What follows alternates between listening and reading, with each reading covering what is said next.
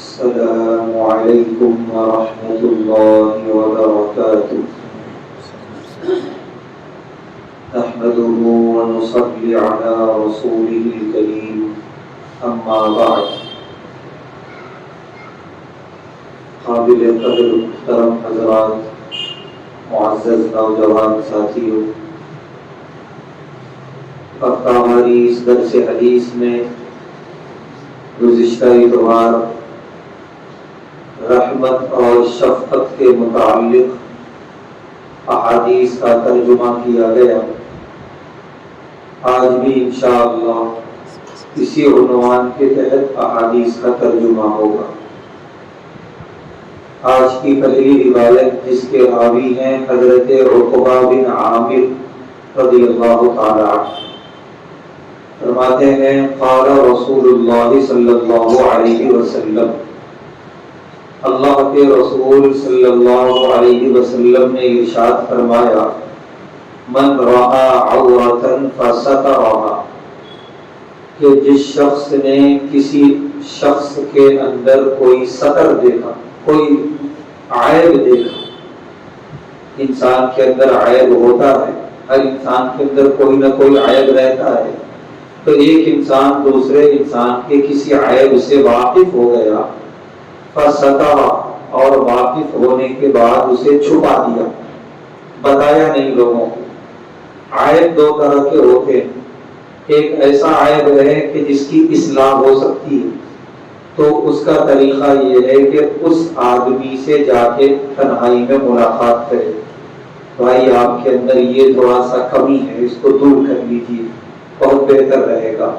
آدمی فوراً قبول کر لے گا اور اپنی اس کمی کو دور کر لے گا، ہوا تو اس آدمی کا شکر ادا کرے گا.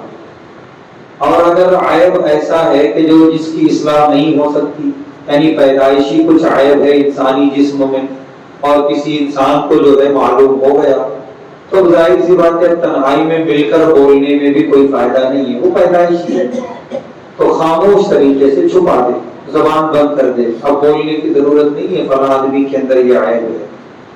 تو دونوں صورت میں بھی بولنا نہیں ہے. قابل اصلاح ہے تو بھی اعلان نہیں کرنا ہے، دوسروں کو بولنا نہیں ہے، اور اصلاح کے قابل نہیں ہے، وہ پیدائشی ہے تو بھی نہیں بولنا ہے کسی کو. تو اسی لیے پیارے نبی صلی اللہ علیہ وسلم فرمائے فسترہ، چھپا دیا عیب دیکھ کر. تو اللہ کو اتنا پسند آتا ہے یہ عمل، کان کمن احیا موعودۃ، پیارے نبی صلی اللہ علیہ وسلم فرمائے کہ یہ اللہ کے نزدیک ثواب میں ایسا ہی ہے جیسے زندہ دفن کی جا رہی لڑکی کو بچا لیا ہو. دور جاہلیت میں لڑکیوں کو دفن کیا جاتا تھا زندہ، وہ ایک الگ بحث ہے کہ لڑکیوں کی پیدائش کو بڑا معیوب سمجھتے تھے، جو کہ غلط بات ہے. رحمت ہوتی ہیں لڑکیاں، برکت ہوتی ہیں. تو اگر کہیں کسی مقام پر کوئی جاہل اپنی لڑکی کو دفن کر رہا ہے زندہ، اور ایک شخص وہاں پہنچ کر اس زندہ دفن کی جا رہی لڑکی کو بچاتا ہے، اس کو زندگی دیتا ہے، تو اللہ تبارک و تعالیٰ کے نزدیک اس کا جتنا بڑا ثواب ہے اتنا بڑا ثواب اس شخص کا ہے جو کسی کے عیب کو دیکھ کر چھپا لے.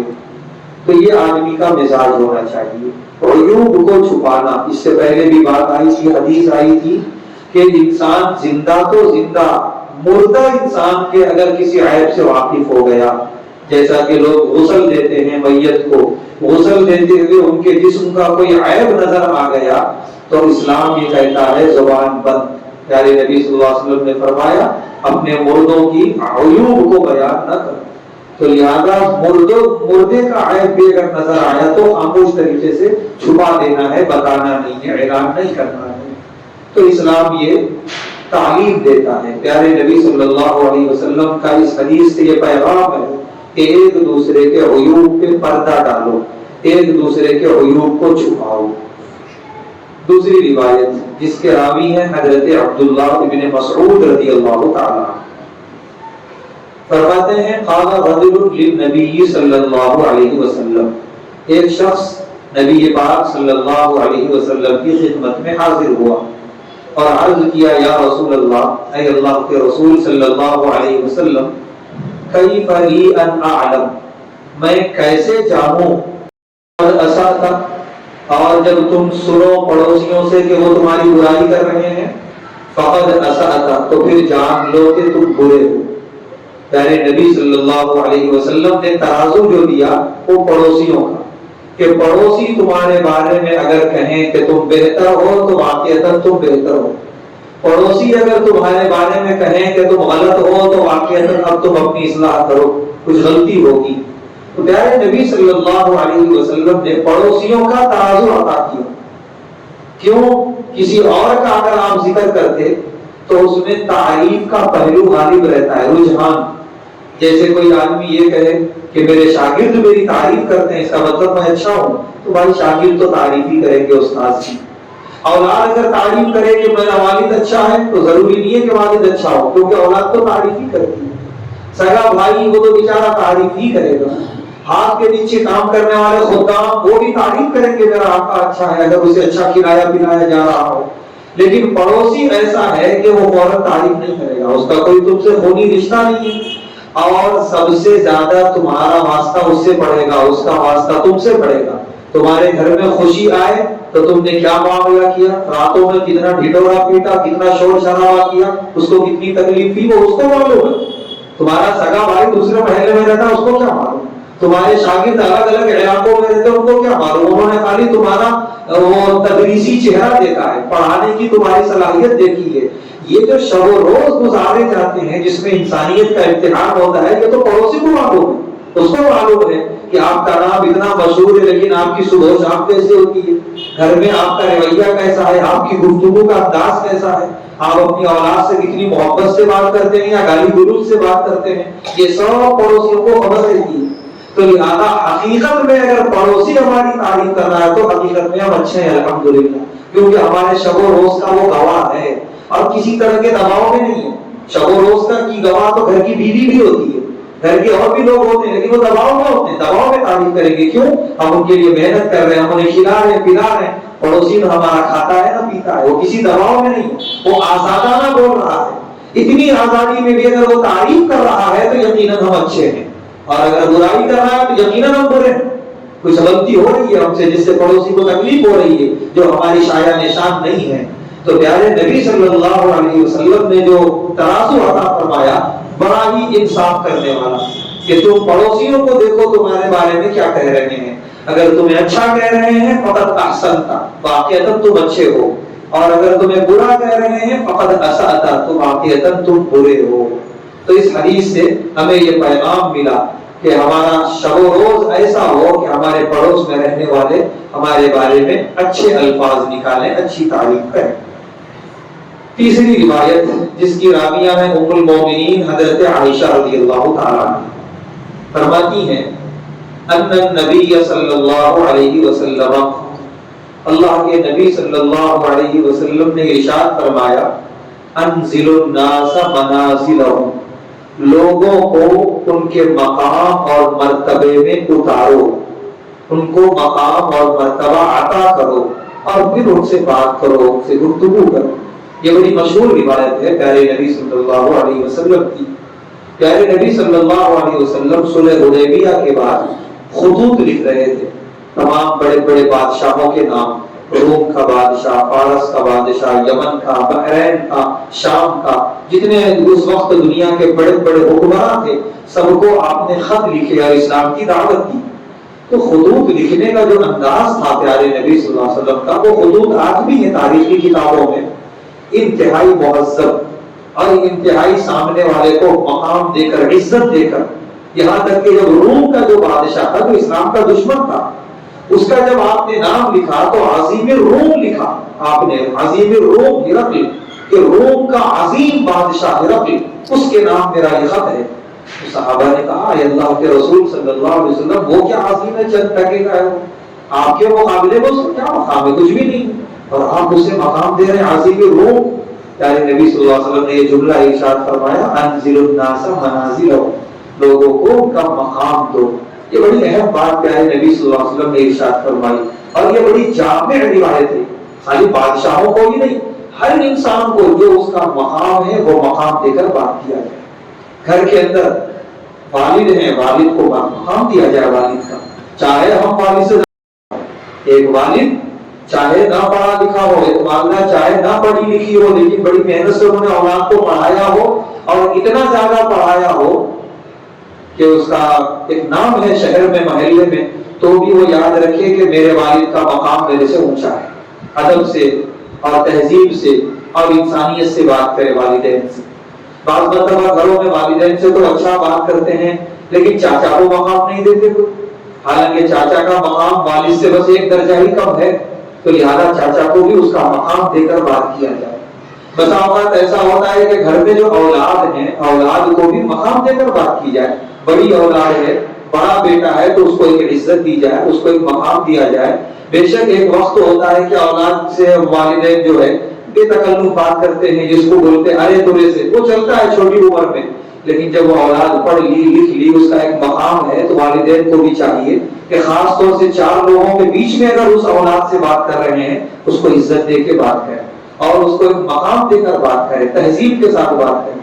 تو بڑا چھوٹے کو بھی مقام دے، چھوٹا بڑے کو بھی مقام دے، ہر آدمی ہر کوئی جو جس مقام پر ہے اس کو اس مقام پہ رکھ کے بات کیا جائے۔ اور یہ اصول بھی ہے کہ ہم اگر کسی کو اس کا مقام نہ دیں، اس کے کافر ہونے کی وجہ سے یا کم پڑھے لکھے ہونے کی وجہ سے یا کسی اور وجہ سے مقام دے کر ہم نے بات نہیں کی اس سے، چاہے کتنی بڑی بھی حق بات کی ہوگی، وہ رائے گا ہے، بیکار ہے۔ سامنے والے کو جب تک مقام اور عزت نہیں دیں گے وہ ہماری بات سنے گا ہی۔ تو پیارے نبی صلی اللہ علیہ وسلم نے جو اسلام کی دعوت دی، اس کا ایک اصول بتایا کہ سامنے والے کو ایک مقام دو، ایک عزت دو، ایک احترام دو، پھر اس کے بعد اس کے سامنے بات رکھو کہ انہیں قبول کرے گا، نہ قبول کرے، اس کی قسمت میں ہدایت نہیں ہے تو کم سے کم سنے گا، غور و فکر سے، ادب کا تو کم سے کم مظاہرہ کرے گا۔ تو یہ پیارے نبی صلی اللہ علیہ وسلم کی بڑی جامع حدیث ہے، انزلوا الناس منازلهم، لوگوں کو ان کا درجہ ان کا مقام دیا کرو۔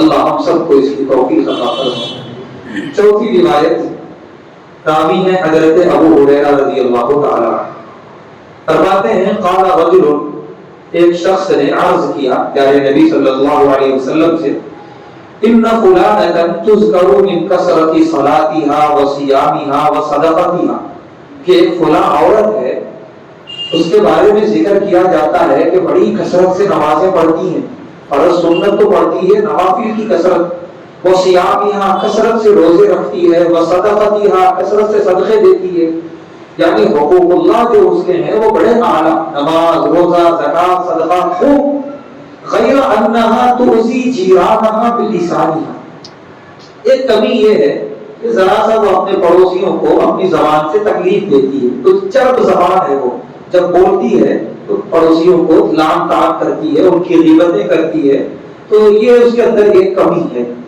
تو پوچھنے والے دراصل یہ پوچھنا چاہ رہے تھے کہ کیا یہ ایک غلطی معاف ہو جائے گی، ورنہ یہ بڑے بڑے ثواب ہیں اس کے پاس، بڑے بڑے نیک اعمال ہیں، یقیناً جنت میں جانی چاہیے۔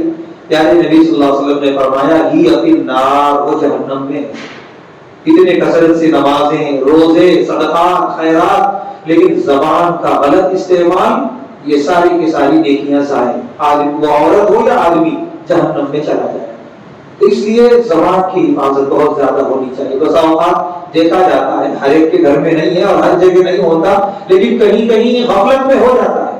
عورتیں ہوتی ہیں، بڑی عمر کی ضعیف عورتیں ہوتی ہیں، ماشاءاللہ مصلے پر بیٹھتی ہیں تو نماز بھی ہے، تلاوت بھی ہے، ذکر و اذکار بھی ہے، سب ہے، لیکن جو ہی مصلہ اٹھا اور ذرا سا دو تین جملے ایسے بولتی ہیں بہوؤں کو یعنی تو پڑوسیوں کو کہ بس اللہ کی پناہ، سب ظاہر ہے، کیا فائدہ ہوا اتنی دیر تک مصلے پر بیٹھ کے ذکر کرنے سے، عبادت کرنے سے۔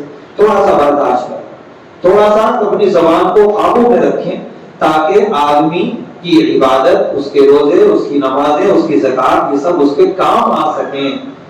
اس کے بعد پیارے نبی صلی اللہ علیہ وسلم سے اسی شخص نے ایک اور سوال کیا، ان فلانۃ تذکر ملت صیامها وصدقتها وصلاتها، کہ ایک اور عورت ہے فلاں، اس کا بھی ذکر کیا جاتا ہے لیکن اس کے روزے بہت زیادہ نہیں ہیں، بس فرض روزے ہیں، اس کے علاوہ روزے رکھتی نہیں، نمازیں بھی زیادہ نہیں ہیں، بس فرائض پر اکتفا کرتی ہے، تو صدقاتها صدقے بھی بہت زیادہ نہیں ہیں، بس جو فرض زکات ہے اسی پر اکتفا کرتی ہے، زیادہ اس کے پاس نفلی نمازیں روزے صدقات و خیرات نہیں ہیں۔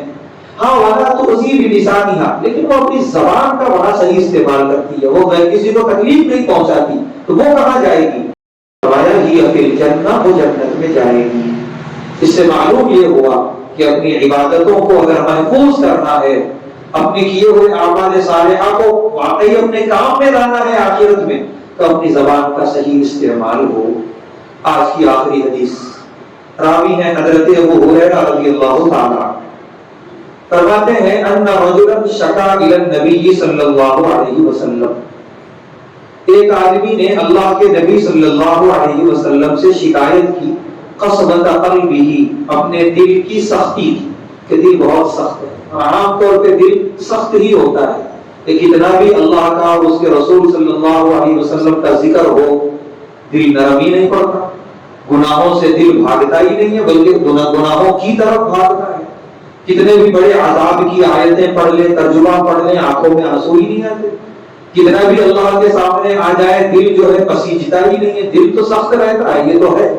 تو ایک شخص نے شکایت کی، پیارے نبی صلی اللہ علیہ وسلم میرا دل بڑا سخت ہے، کوئی علاج؟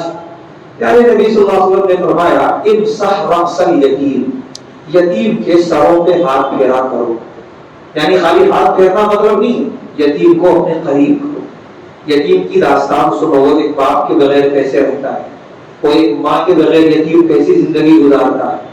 ہمارے بچے ہیں، ماں باپ ہیں ماشاءاللہ، صبح صبح اٹھتے ہیں، ہزار نخڑے، ماں جو ہے برش کراتی ہے، ماں جو ہے اس کو اچھا پہناتی ہے، اس کی صفائی کرتی ہے، اچھے سے اچھا کھلاتی ہے، بڑے محبتوں کے ساتھ رخصت ہوتا ہے، بڑے ناز و نخرے کے ساتھ اسکول جاتا ہے۔ لیکن اسی سرزمین پر ایسے بھی بچے ہیں کہ صبح صبح فجر میں اٹھتے ہیں، نہ سامنے والد کا چہرہ ہے نہ باپ کا، کوئی نہیں ہے ان کے نخرے برداشت کرنے والا، بس خاموشی سے جانا ہے، وضو کرنا ہے، نماز پڑھنا ہے اور قرآن لے کے بیٹھ جانا ہے۔ کو ماں تو ایک نہیں 10 مرتبہ بیٹا یہ کھائے گا، بیٹا وہ کھائے گا، یہ پکا دوں آج وہ پکا دوں۔ ان معصوموں کا کوئی پوچھنے والا بھی نہیں ہوتا، بیٹا آج کیا کھائے گا۔ ہزاروں ارمان ہوتے ہیں ان کے دلوں میں، میرا بھی ناشتہ ایسا ہو، مجھے بھی یہ اور یہ اور یہ چیز ملے، لیکن کیا مجال کی زبان سے کچھ کہہ سکیں؟ بس جو سامنے آیا کھا لیے۔ کیوں؟ یتیمی کی زندگی۔ اگر ہم یتیموں کے قریب ہوں، ان کو اپنے قریب کریں، ان کی داستان سنیں، ان کے صبح و شام سنیں، تو یہ دل نرم پڑے گا اور اللہ کے شکر کا جذبہ پیدا ہوگا۔ اللہ نے کتنا بڑا انعام کیا، اتنے ناز و نخرے برداشت کرنے والے والدین عطا فرمائے، اور ایسی جو ہے عیش میں اور ایسی نعمتوں میں میری زندگی گزری۔ تو پیارے نبی صلی اللہ علیہ وسلم نے فرمایا دل کو نرم کرنا ہے، یتیموں کے سروں پہ ہاتھ پھیرو، یتیموں کو قریب کرو۔ دوسرا واطعم المسکین، مسکینوں کو کھانا کھلاؤ، جو بھوکے ہوتے ہیں، واقعہ حقیقت میں پریشان حال ہوتے ہیں، ان کے پاس جاؤ اور ان کو کھانا کھلاؤ۔ اب آج کے زمانے میں علماء نے لکھا ہے کہ آج کا زمانہ ایسا گناہوں والا ہے کہ یہ کام کرنے کے باوجود بھی دل بہت زیادہ نرم نہیں پڑتا۔ تو علماء نے لکھا ہے کہ 2 کام اور کیے جائیں۔ ایک تو یہ کہ قبرستان میں جائے آدمی، قبروں کے پاس کچھ دیر بیٹھے، ایک وقت آئے گا میں یہاں رہوں گا، یہ میری قبر، یہاں میرا نام لکھا ہوگا، نہ بھائی آئے گا، نہ دوست آئے گا، نہ کوئی اور آئے گا، سب اپنی زندگی میں مگر ہوں گے۔ یہاں کوئی آئے گا اگر تو صرف میرا عمل آئے گا کام میں، اور کچھ بھی نہیں آئے گا۔ تو کچھ اس طرح کا سوچنے سے، آخرت یاد کرنے سے آدمی کا دل نرم پڑتا ہے۔ اور دوسری جگہ ہے دوا خانہ، جو بڑے بڑے ہاسپٹل ہیں، بڑے بڑے مریض ہیں، وہاں جائے آدمی، بس یوں ہی جائے ٹہلنے کے لیے۔ جب وہ دیکھے گا کہ اچھے سے اچھا آدمی، بڑے سے بڑا مالدار آدمی بے یار و مددگار لیٹا ہوا ہے، کسی کے گردے ہی فیل ہے، کسی کے بارے میں ڈاکٹر نے کہہ دیا دماغ کا آپریشن ہے، گارنٹی ہم نہیں لیتے کہ وہ زندہ صحیح سلامت آئے گا یا نہیں آئے گا آپریشن تھیٹر سے۔ کسی کا بالکل تندرست تھا، کل بہت اچھے طریقے سے چلتا تھا، گاڑیاں چلاتا تھا، اچانک حادثہ ہوا، ایک پیر سے محروم ہو گیا، وہ زندگی کیسے گزارے گا؟ یہ ساری چیزیں جب غور کرے گا تو دل میں تھوڑی نرمی پیدا ہوگی، اللہ کے شکر کا جذبہ پیدا ہوگا، اللہ کی نعمتوں کی قدر ہوگی۔ تو علماء نے لکھا ہے کہ چاروں کاموں میں سے کوئی کام کرے، یا ہو سکے تو چاروں کام کرے وقفے وقفے سے، تو دل کی یہ سختی ختم ہوگی، اللہ کی طرف رجوع کا مزاج پیدا ہوگا، سجدہ کرنے کا دل میں تمنا پیدا ہوگی، آرزو پیدا ہوگی، نمازیں چھوڑتے ہوئے ڈر لگے گا، نماز پڑھنے کا دل چاہے گا، اور خوب اللہ کی نعمتوں کے شکر ادا کرنے کا جذبہ پیدا ہوگا۔ یتیموں کو قریب کریں، مسکینوں اور بھوکوں کو کھانا کھلائیں، قبرستانوں میں جا کے اپنا محاسبہ کریں، اور دوسرا بڑے بڑے دواخانوں کے دورے کریں، تاکہ اس کے ذریعے ہمارے دلوں میں نرمی پیدا ہو۔ اللہ تبارک و تعالیٰ سے دعا ہے، اللہ تبارک و تعالیٰ ہم تمام کو ان پیاری احادیث پر عمل کرنے کی توفیق عطا فرمائے۔ اللہ ہم سب کے دل میں جذبہ شفقت اور جذبہ رحمت پیدا فرمائے، ہر طرح کے شرور